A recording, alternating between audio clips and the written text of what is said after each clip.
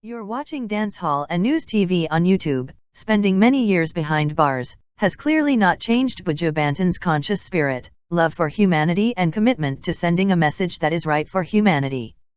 In a recent statement published by Boom Shots, Buju pleads to the mass to be wary of the negative things happening around us, and just stay patient knowing that joy cometh in the morning.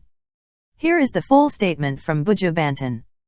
Tell my fans, do not be distracted by all the things that are taking place around them, because it is designed to throw them off kilter, to make moral decadence even more widespread than it already is, and plunge people into a state of darkness. They're trying to reverse the progress that we have made over the years through the music. And now the music is meaningless. It doesn't stimulate, it doesn't educate, it doesn't reinvigorate. All it does is get you angry because it's filled with nothing but narcissists exalting themselves over the earthly possessions that they have managed to get. They don't even have anything, it's crumbs. And therefore, the music is suffering. The people are suffering. Sadness and gloom is prevailing.